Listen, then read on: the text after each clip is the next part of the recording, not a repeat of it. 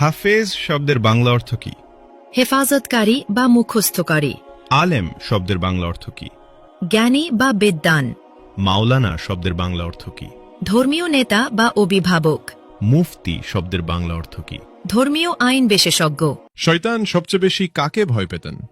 হযরত উমর রাদিয়াল্লাহু। হাদিসে কাকে সর্বশ্রেষ্ঠ মানুষ বলা হয়েছে? যে কোরআন শেখে ও অন্যকে শেখায়। সালাতের পর কি পড়লে গুনাহ মাফ হয়? আস্তাগফিরুল্লাহ। হযরত মুহাম্মদ সাল্লাল্লাহু আলাইহি ওয়াসাল্লামের সাথে সর্বপ্রথম কোন প্রাণী কথা বলেছিল? উট। নফল শব্দের অর্থ কি? ঐচ্ছিক ইবাদত। রাসূল শব্দের অর্থ কি? আল্লাহর প্রেরিত দূত। নবী শব্দের অর্থ কি? ওহীপ্রাপ্ত বার্তাবাহক। হালাল শব্দের অর্থ কি? বৈধ বা অনুমোদিত। হারাম শব্দের অর্থ কি? নিষিদ্ধ কাজ। স্বামীর নাম ধরে ডাকলে অমঙ্গল হবে।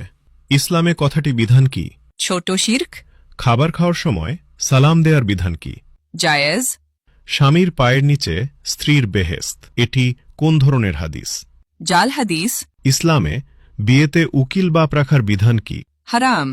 হজরত শব্দের অর্থ কি? মহামান্য, সম্মানিত।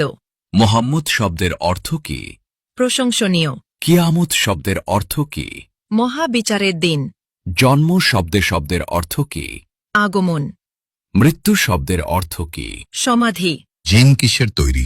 ধোয়াবিহীন আগুন। মানুষ কিসের তৈরি? মাটির। ফেরেশতাগণ কিসের তৈরি? নূর। পশু পাখি কিসের তৈরি? পানি ও মাটি। শয়তান কিসের তৈরি? ধোয়াবিহীন আগুন। মিকাইলের দায়িত্ব কি? রিজিক ও বৃষ্টি। ইসরাফিলের দায়িত্ব কি? সিঙ্গায় ফুক দেবেন। জিব্রাইলের কাজ কি? ওহী পৌঁছানো। আজরাইলের দায়িত্ব কি?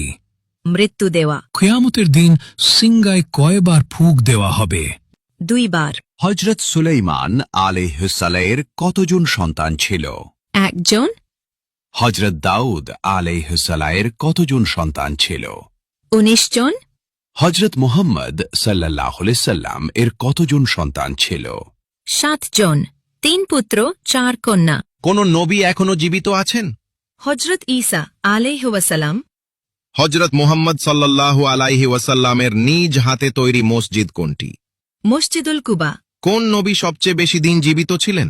হযরত আদম আলাইহি ওয়াসাল্লাম। পবিত্র কুরআনের প্রথম শব্দ কোনটি? ইকরা। কোন নবীর নাম আল্লাহ নিজেই রেখেছেন? হযরত ঈসা আলাইহি ওয়াসাল্লাম। হজরত মুহাম্মদ সাল্লাল্লাহু আলাইহি ওয়াসাল্লামের জন্ম কত খ্রিস্টাব্দে? 570 খ্রিস্টাব্দে। হজরত মুহাম্মদ সাল্লাল্লাহু আলাইহি ওয়াসাল্লামের জন্মস্থান কোথায়? মক্কা নগরীতে। হজরত মুহাম্মদ সাল্লাল্লাহু আলাইহি ওয়াসাল্লাম কোন বংশের জন্মগ্রহণ করেন? কুরাইশ বংশে। হজরত মুহাম্মদ সাল্লাল্লাহু আলাইহি ওয়াসাল্লামের মৃত্যু হয় কত খ্রিস্টাব্দে? 632 খ্রিস্টাব্দে।